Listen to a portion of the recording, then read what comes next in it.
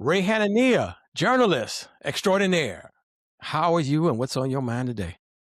I'm doing really good, Mark. It's always a pleasure to talk to you on your podcast and on your show.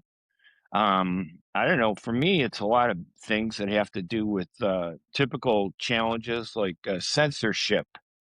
There's this group called APAC Tracker, which tracks the big donations that are made to candidates to promote the pro-Israel agenda in the United States. And APAC Tracker has done a good job of singling out different people to show who is or who isn't receiving money in elections.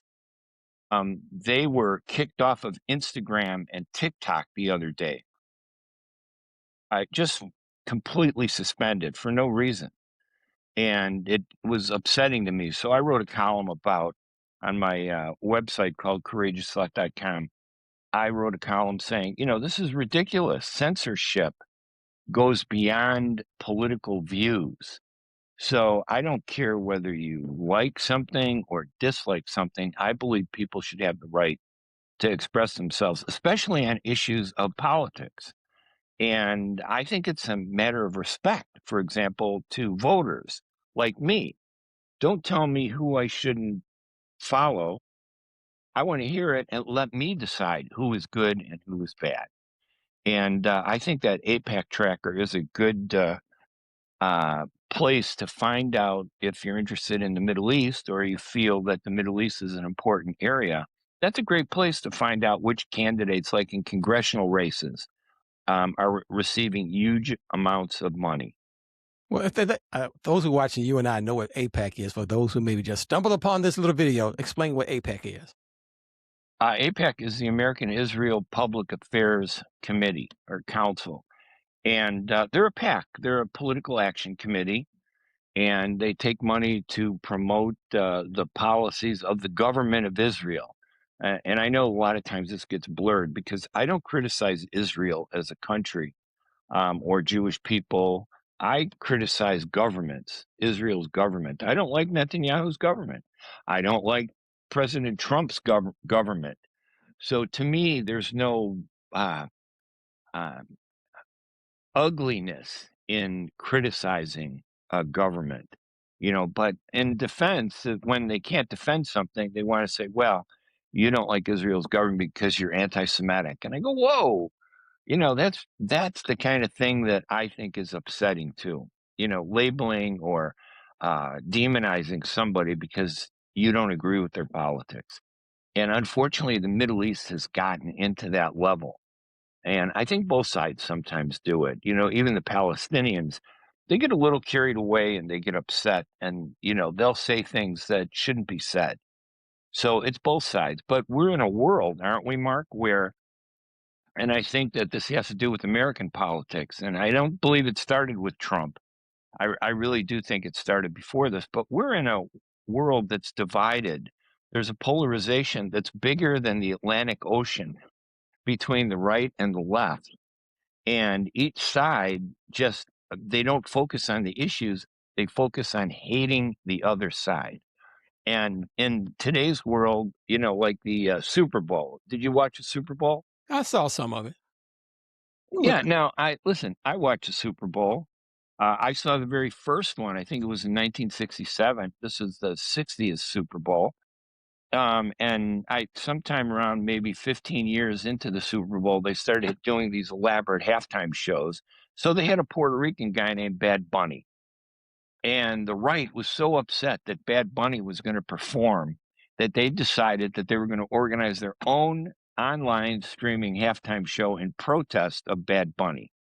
Now, before he performed, what was the complaint? Well, he's a Hispanic Puerto Rican, and it's un-American. We don't want to watch him. His music is terrible, gangster rap or hip hop and all that stuff.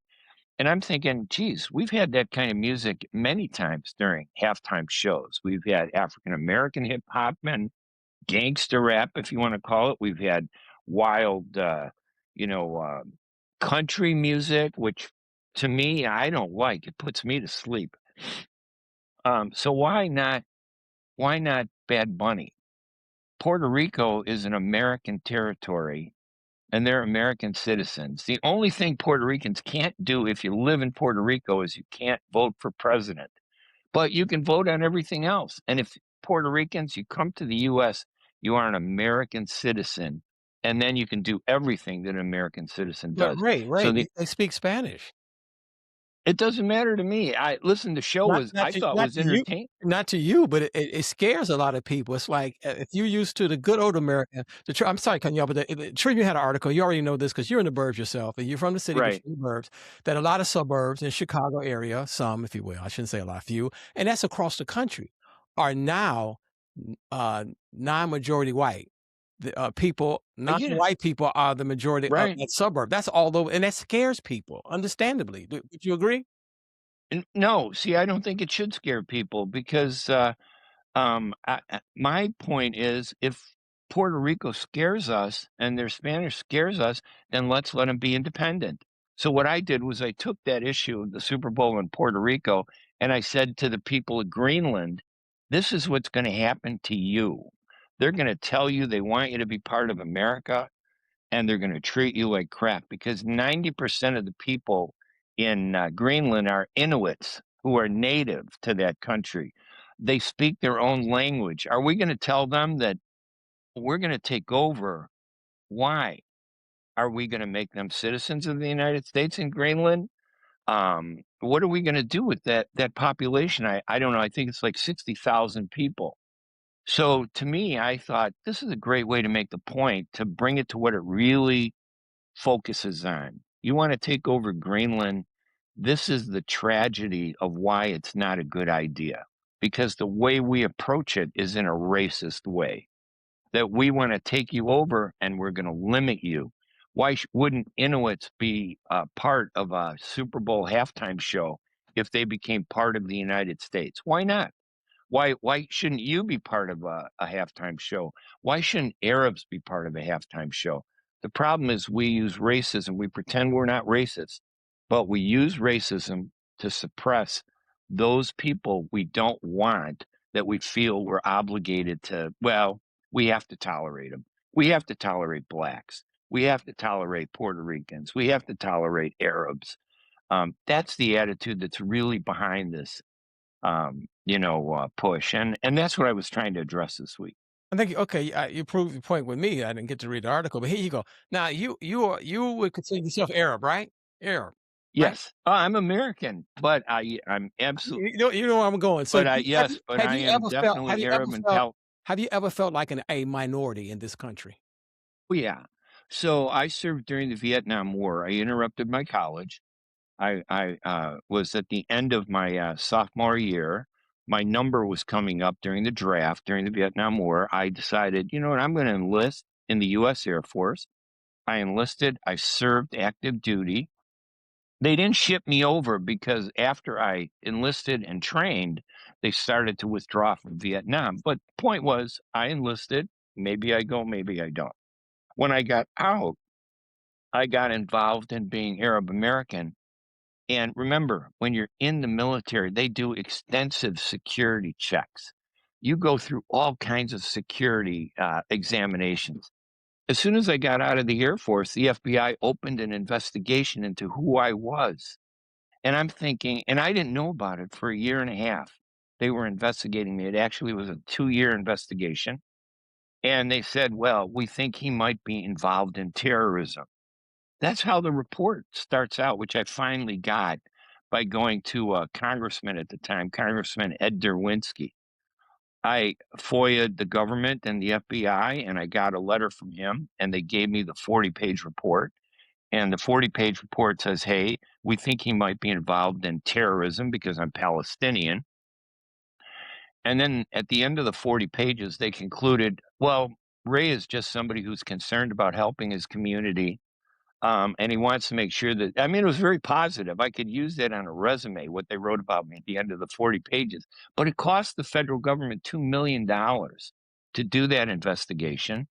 And the one thing that they said at the very end of the investigation that I thought was really powerful was this is a directive basically to all FBI agents: do not interview Ray, do not talk to Ray because he's a journalist and he might spread the word and report on what's being done. That really upset me. Well, understandably, if you the town you live in was changing and there was a lot of people from, if you will, sub-Saharan Africa, dark-skinned black people from around the world were coming in taking over your suburb. Would you feel threatened and you will say, "You know what? It's too many of these dark-skinned black people. I gotta leave. I gotta get out of here." Well, I'm gonna say that's exactly what happened in 1968. I lived on the southeast side of Chicago, Pill Hill, right next to Pill Hill. I lived in the area called Bill Hill. Pill Hill was for the doctors, Bill Hill was for the patients. It was a big white community, Jewish, Arab, and we're talking about between 87th and 95th and Jeffrey, just east of Jeffrey Avenue, all the way to Stony Island and Yates, that whole area near Bowen High School. 1968, one black family, a realtor basically, convinced the homeowner to rent his house to a black family. It happened to be on the block down the street from where I live. And overnight, the white community went berserk. They were afraid. I'm honestly, I'd never met a black person. I've seen black people. I saw, it's 1960, But you born here in the United States, right? Yeah, I'm born here in the United Right. States. So, but this back in the day, but when the tipping point became real to you and your neighbors. Keep going. So 6 months in after that family, and the realtors were really interesting. They rented it to an African American family that had a disabled daughter who walked up and down the streets all day. And it was almost like they did this on purpose. To me, that was the real sinister ugliness. I'd say 95% of the homeowners, they said, "Don't sell, don't sell." And all of a sudden, they all sold. They all moved. And I actually have a book online that you can look up called Midnight Flight, racism in Chicago. And it talks about what life was like, how it changed. I actually went back there a number of years ago to talk to the African American families that were living on the block where I lived. The place is beautiful. If you've ever been to 89th and Luella in that area, that is a beautiful neighborhood. They did a great job. All the fears, nothing materialized. It was just a lie to profit. And that was really sad. But the worst part for me was when you had asked, had I experienced racism? We fled, quote unquote, in this white flight movement, and we moved to the Bogan High School area, bought a home on Tallman Avenue, and that was 1968. My parents bought it, and 6 weeks into attending Bogan High School, the deputy principal, Mr. Avers was the guy's name, came into the English class where I was at. Now I'm a sophomore, I think, at the time, and pulls me out and says, "You have to come with me." And I get to his office, my sister is sitting there, and he says to us, "You don't belong at this school. You're black. You need to go to Calumet. You need to go." And I go, "I'm black." I said, "What are you talking about? We just fled white flight, and now I'm black." And that's the other interesting thing that I discovered. Racism has levels of hate. I wasn't white enough for Bogan High School. And so any tinge of color in your skin was frightening to them, and they were in the middle of a racial war at And that point in and when I Bogan High when I was School. growing up, Bogan High School was all white, all day and all night. But the point is that before we end this podcast, is that you can understand the fears of the majority race in this country. Yes, Yes. I do, and I wrote a whole book called Power PR, Yeah, but the point is that and it the point is that do they understand their fears, or they just some people, not all quote unquote white folks are fearful and all that kind of stuff. But the point is that some people don't really understand why they are afraid, well, that's the problem. why they are The whole bigots. point of most people who you think are racist are really just afraid. That's all. I'm gonna say the majority of people. Yeah. Those people that moved out did move out because they said, "Oh, I hate black people." Right. We never met a black person for most of Well, them. I'm sorry, cutting you off. The fear is understandable because Yes. And then other thing, the other dynamic is that if you have children, you know your children, boys and girls and boys, whatever, are going to copulate, have sex with the other race. It's going to happen. That fear is understandable too. Right, but it's not a blanket thing. I'm gonna say the majority of people who act or seemed racist in that white flight were not racist. They were worried about losing money. They were told by the realtors, "Your house is not gonna be the value." They told that, "Oh, yeah, your daughters are gonna be forced to marry people from another race."